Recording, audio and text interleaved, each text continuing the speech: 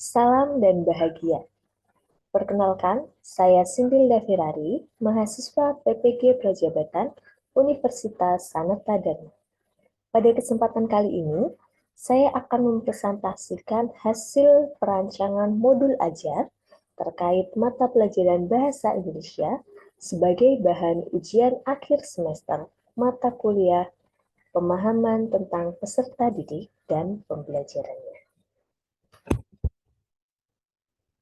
Identitas modul ajar yang saya buat adalah penyusun saya, Sindilda Firari, instansi SD Negeri Poso, tahun penyusunan 2024, jenjang sekolah dasar dengan mata pelajaran Bahasa Indonesia, fase A kelas 1 materi bab 7 Aku Ingin, dengan alokasi waktu 3 jam pembelajaran atau 3 kali 35 menit, dan ini merupakan modul ajar pada pertemuan kedua. Untuk capaian pembelajarannya, menggunakan capaian pembelajaran Bahasa Indonesia dengan beberapa elemen yang saya pilih. Berikut adalah elemen capaian pembelajaran yang saya pilih, yakni elemen menyimak, elemen berbicara, dan elemen menulis. Pemilihan elemen ini juga didasarkan oleh karakteristik dari peserta didik di kelas 1, di mana mereka senang melakukan kegiatan menyimak, senang melakukan kegiatan berbicara, dan untuk mengasah kemampuan menulis anak kelas 1. Untuk tujuan pembelajaran, di sini saya menggunakan 8 tujuan pembelajaran, tentunya dengan memperhatikan aspek ABCD. Selain itu juga menggunakan dan mempertimbangkan kata kerja operasional yang sesuai dengan karakteristik dan kebutuhan belajar dari peserta didik. Tentunya pada ranah kognitif, saya menggunakan juga kata kerja operasional yang berranah kognitif tinggi atau kritis, yaitu mulai dari C4 dan C5, di mana ada kegiatan menganalisis dan menyimpulkan. Selain itu, saya juga memperhatikan pada aspek psikomotor, di mana ada P3 dan P5, yaitu adalah kegiatan mempresentasikan dan kegiatan membuat. Dan tentunya di sini saya juga mengambil dari sikap, yaitu ada 3 sikap. Sikap tersebut saya ambil dari profil pelajar Pancasila, yaitu ada gotong royong, bernalar kritis, dan sikap mandiri. Untuk pendekatan, model, dan metode pembelajaran, di sini saya menggunakan pendekatan TIPEC, TARL, dan CRT. Dan model pembelajaran yang saya pilih adalah problem-based learning. Sementara metode yang saya gunakan ada tanya jawab, diskusi, permainan, presentasi, penugasan, dan eksplorasi lingkungan. Untuk perancangan modul ajar yang saya buat ini digunakan untuk moda tatap muka. Pengimplementasian pendekatan tersebut saya pilih karena merupakan pendekatan yang telah saya pelajari pada mata kuliah PPDP ini. Selain itu, pemilihan model dan metode dipertimbangkan dengan karakteristik peserta didik. Contohnya, untuk gaya belajar kinestetik, maka saya memberikan metode pembelajaran yaitu eksplorasi lingkungan. Kemudian juga untuk tanya jawab digunakan dan ceramah itu digunakan kepada peserta didik dengan gaya auditori. Kemudian selain itu juga ada di mana anak-anak akan menyimak sebuah video pembelajaran sehingga itu memfasilitasi gaya belajar peserta didik visual auditori. Langsung saja menuju ke skenario pembelajaran. Pada yang pertama adalah kegiatan pendahuluan. Kegiatan pendahuluan ini saya fokuskan pada nomor 3, di mana guru mengecek kesiapan, kerapian, dan kebersihan peserta didik dengan presensi kehadiran peserta didik. Di sini merupakan salah satu upaya dari guru untuk menciptakan lingkungan belajar siswa itu aman, nyaman, dan berpihak pada peserta didik. Di sini pengkondisian kelas harus benar-benar guru perhatikan agar di awal kegiatan belajaran atau pendahuluan ini sudah memberikan rasa aman, nyaman, dan keberpihakan kepada peserta didik sehingga peserta didik tentunya lebih bersemangat dan lebih termotivasi untuk belajar. Selain itu juga di sini menyanyikan lagu nasional di mana ini juga menumbuhkan semangat bagi peserta didik memulai kegiatan pembelajaran. Berikutnya, mengarah pada nomor 5, di mana guru memberikan motivasi kepada peserta didik menggunakan lagu Jublak-Jublak Suweng atau lagu tradisional yang tentunya tidak hanya dinyanyikan, tapi ditarik makna, lalu dikaitkan dengan materi yang akan dipelajari, sehingga ini melekatkan pada pendekatan culturally responsive teaching dan tentunya dengan feedback karena menggunakan teknologi atau menggunakan internet, YouTube, serta proyektor untuk teknologi untuk memberikan simaan atau memberikan tontonan kepada peserta didik. Dan tentunya yang keenam adalah memberikan motivasinya dengan tepuk persatuan. Di sini saya menciptakan sebuah tepuk persatuan yang tentunya anak kelas 1 itu suka berbicara, suka melakukan permainan, suka bertepuk-tepuk, suka kegiatan yang menyenangkan. Jadi saya lebih banyak kegiatan membaca dan berbicara dan menyimak di mana peserta didik kemudian melakukannya dengan senang hati kegiatan pembelajaran tersebut. Setelah kegiatan pendahuluan, langsung ke kegiatan inti. Sebelum pada sintaks yang pertama, guru akan melakukan sebuah asesmen awal atau asesmen diagnostik, baik kognitif maupun non-kognitif. Di sini digunakan untuk mengetahui kemampuan awal dari masing-masing peserta didik dan menjadi bekal dasar guru untuk menentukan bagaimana pengelompokan pada kegiatan pembelajaran yang akan dilaksanakan. Nah, selain itu, di sini juga sudah menggunakan pendekatan PAFL pada kegiatan asesmen diagnostik ini. Kemudian, pada sintaks yang pertama tentunya ada orientasi siswa pada masalah. Di sini siswa diberikan pertanyaan pemantik sehingga siswa lebih berani, dia akan mengemukakan pendapatnya masing-masing mengenai pertanyaan-pertanyaan pemantik yang diberikan oleh guru berdasarkan sebuah gambar yang telah disajikan. Selain itu, orientasi siswa pada masalah ini juga diberikan melalui sebuah video pembelajaran. Video pembelajaran ini juga menggunakan pendekatan TikTok. Dan video pembelajaran yang diambil atau yang disajikan merupakan video yang animasi yang tentunya menggugah atau memberikan ketertarikan bagi peserta didik untuk menonton, sehingga peserta didik tidak mudah bosan. Setelah melihat video pembelajaran itu, tentunya guru melakukan kegiatan tanya-jawab mengenai konsep dari keinginan kebutuhan sesuai dengan materi pembelajaran yang akan dipelajari pada hari ini. Dan perlu digarisbawahi bahwa pemanfaatan teknologi untuk penyampaian materi pembelajaran merupakan sebuah implementasi dari pendekatan TIPEK itu sendiri. Selanjutnya pada sintaks yang kedua, tentunya adalah mengorganisasikan peserta didik dalam kegiatan belajar. Di sini, peserta didik akan dibagi menjadi dua kelompok, yaitu kelompok A dan kelompok B. Kelompok A ini untuk peserta didik dengan kemampuan belajar yang kurang, sementara kelompok B merupakan kelompok peserta didik yang memiliki kemampuan yang baik.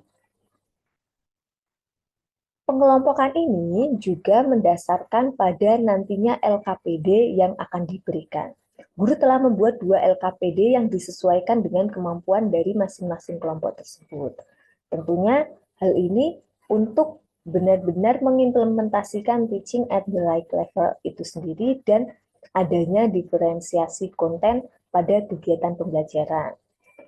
Setelah pengelompokan ini, dilakukanlah adalah perubahan posisi tempat duduk sesuai dengan kelompoknya dengan perubahan posisi yang nyaman, baik berbentuk melingkar atau mereka saling berhadapan, mereka diberikan kebebasan oleh guru untuk mengatur posisi duduk mereka senyaman mungkin untuk melakukan kegiatan pembelajaran dan berdiskusi.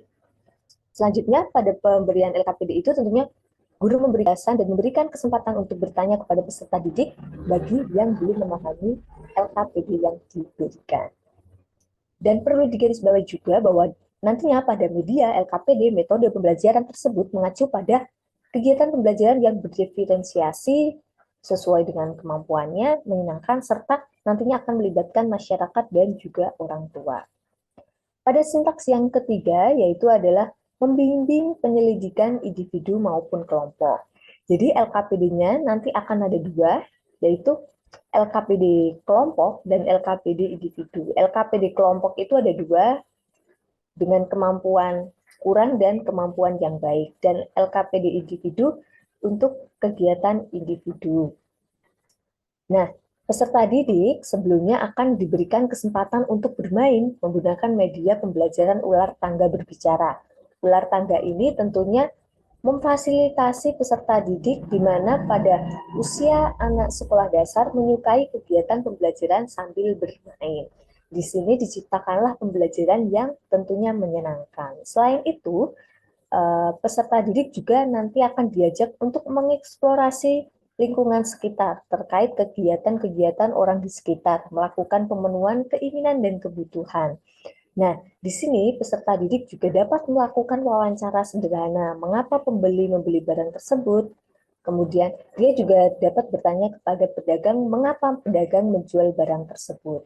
Ini merupakan kegiatan yang melibatkan masyarakat sekitar, terutama di dalam lingkungan SD sekolah SD Negeri Ploso ini terdapat beberapa pedagang kaki lima di sekitar sehingga lebih membuat peserta didik mudah untuk melakukan interaksi dengan masyarakat sekitar. Dan tentunya guru sebelumnya sudah memberitahukan kepada masyarakat sekitar mengenai kegiatan tersebut sehingga mereka juga akan mempersiapkan beberapa jawaban yang tentunya berkaitan dengan materi pembelajaran yang akan disampaikan. Selanjutnya, tentunya akan ada kegiatan bermain lagi, karena lagi-lagi ini adalah anak kelas 1 yang tentunya belajar sambil bermain perlu ditekankan. Di sini, guru memfasilitasi peserta didik untuk bermain permainan lagi, yaitu cublak-cublak suang sebagai sarana partisipasi media pembelajaran pohon niat hidup hemat. Jadi nanti akan ada media pembelajaran pohon niat hidup hemat yang akan ditempelkan sticky note yang berisikan niat perilaku dari para peserta didik untuk mengimplementasikan bagaimana hidup hemat itu.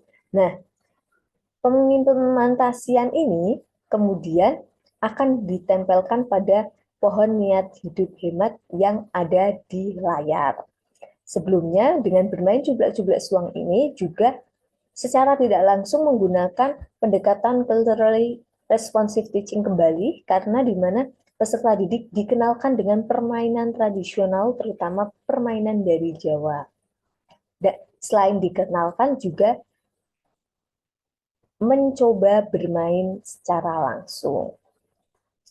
Selanjutnya, setelah melakukan kegiatan menyelesaikan LKPD, peserta didik akan diberikan sebuah tepuk kembali, lagi-lagi tepuk untuk menggugah semangat dari peserta didik. Intinya dari kegiatan inti ini, banyak sekali kegiatan yang berupa fisik, dan terintegrasi dengan permainan yang tentunya itu disesuaikan dengan karakteristik peserta didik itu sendiri. Dan tentunya beberapa kegiatan di atas juga memberikan sebuah fasilitas kepada gaya-gaya belajar peserta didik, baik itu auditori, visual maupun kinestetik. Selanjutnya pada sintaks keempat yaitu adalah mengembangkan dan menjadikan hasil. Di sini peserta didik pada elemen berbicara diberikan kesempatan untuk presentasi hasil diskusi kelompok di depan kelas.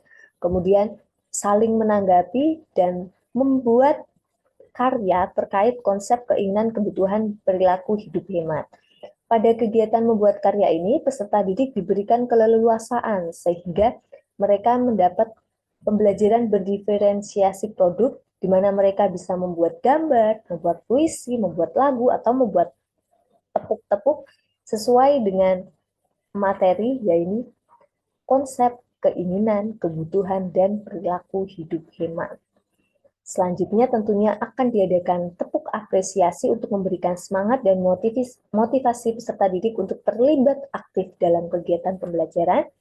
Dan yang terakhir ada sintaks 5, yaitu menganalisis, mengevaluasi proses pemecahan masalah. Pada kegiatan ini juga ada penguatan dan kegiatan evaluasi dengan menggunakan soal-soal LKPD individu dan juga soal evaluasi sumatif secara mandiri. Setelah kegiatan inti, berikutnya adalah kegiatan penutup. Pada kegiatan penutup ini ada sebuah pembelajaran atau sebuah tindak lanjut yang melibatkan orang tua, yaitu adalah peserta didik diberikan tugas untuk mengimplementasikan hidup hemat bersama orang tua, yaitu mempraktikkan menabung sisa uang saku sekolah yang kemudian harus dituliskan di sebuah buku tabungan.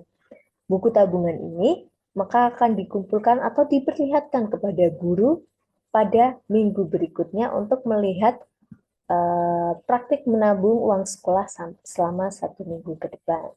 Setelah itu, kegiatan menyimpulkan materi, kemudian memberikan kesempatan bertanya mengenai materi yang belum dipahami, dan peserta didik juga diajak untuk melakukan kegiatan refleksi terkait kegiatan pembelajaran pada hari ini. Serta guru juga menyampaikan materi pembelajaran pada pertemuan selanjutnya agar peserta didik lebih siap untuk kegiatan selanjutnya, dan guru mengajak peserta didik mengakhiri pembelajaran dengan berdoa dan salam. Selanjutnya adalah lampiran penilaian. Lampiran penilaian ini terdiri atas 3 asesmen, yaitu asesmen awal atau diagnostik, asesmen formatif, dan asesmen sumatif.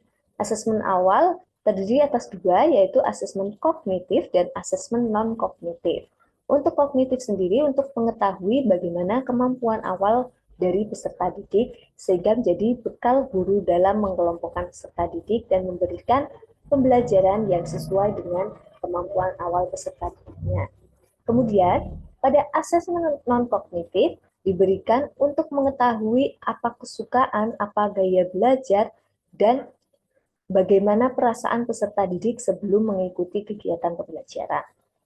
Yang kedua, yaitu adalah asesmen formatif, ada 3, yaitu meliputi pengetahuan, sikap, dan keterampilan. Untuk pengetahuan sendiri berupa LKPD individu, tes tertulis, menjodohkan, kemudian penilaian sikap, ada 3 sikap yang merupakan profil pelajar Pancasila, ada gotong royong, bernalar kritis, dan juga mandiri, yang akan dinilai melalui lembar observasi. Dan yang terakhir ada penilaian keterampilan, yaitu presentasi dan karya juga dinilai melalui rubrik lembar observasi. Dan yang terakhir ada asesmen sumatif berupa soal-soal pengetahuan yang berupa teks tulis berbentuk 10 butir soal. Berikut adalah lampiran bahan ajar, ada cover, kemudian diberikan beberapa, kemudian diberikan capaian dan tujuan pembelajarannya, kemudian diberikan teks bacaan yang singkat namun memantik pengetahuan peserta didik, kemudian diberikan pengertian dan contoh keinginan serta gambar, kemudian ayo hidup sehat juga diberikan pengertian, contoh, dan gambar. Berikutnya adalah lembar LKPD, lembar kelompok A untuk kelompok berkemampuan kurang, dan yang kelompok B diberikan untuk kelompok yang berkemampuan baik. Pembedanya adalah jika pada kelompok A ini sudah ada gambar, kemudian Di bawahnya ada kegiatan menggunting, sudah ada tulisan tinggal menjodohkan dan memberikan alasan serta memberikan termasuk pada kegiatan konsep keinginan atau kebutuhan saja, sedangkan pada lembar kerja peserta didik pada kelompok B, dia harus benar-benar teliti, mencari, melihat, dan menuliskan sendiri termasuk pada konsep apa, serta alasannya apa. Ya, kemudian soal evaluasi sebelah kiri merupakan LKPD individu, dan yang sebelah kanan merupakan lembar kerja untuk membuat karya yang merupakan implementasi dari diferensiasi produk. Kemudian ya, di sini ada dua media, yaitu ular tangga berbicara dan pohon niat hidup hemat. Di sini pada ular tangga berbicara diberikan statement aku butuh atau ingin titik-titik karena titik-titik. Jadi peserta didik nanti akan bermain media ular tangga tersebut. Jika melihat gambar apa, mereka harus membuat kalimat sesuai dengan statement tersebut. Kemudian berikut adalah asesmen awal, sebelah kiri adalah asesmen non-kognitif, dan yang sebelah kanan adalah asesmen kognitif. Untuk lembar refleksi ada dua, yaitu refleksi siswa dan refleksi guru. Kesimpulan yang bisa diambil dari rancangan pembelajaran yang telah saya buat adalah modul ajar yang dirancang secara keseluruhan saya buat dengan menerapkan materi-materi perkuliahan pemahaman tentang peserta didik dan pembelajarannya, seperti pembelajaran berdiferensiasi sesuai dengan kebutuhan, minat, karakteristik peserta didik, kegiatan yang menyenangkan, lingkungan belajar aman, nyaman, berpihak terhadap peserta didik, serta melibatkan masyarakat dan orang tua. Harapannya, modul ajar tersebut jika diimplementasikan akan menciptakan pembelajaran yang bermakna serta terwujudnya tujuan pembelajaran yang maksimal. Sekian yang dapat saya sampaikan. Semoga bermanfaat. Terima kasih. Salam dan bahagia.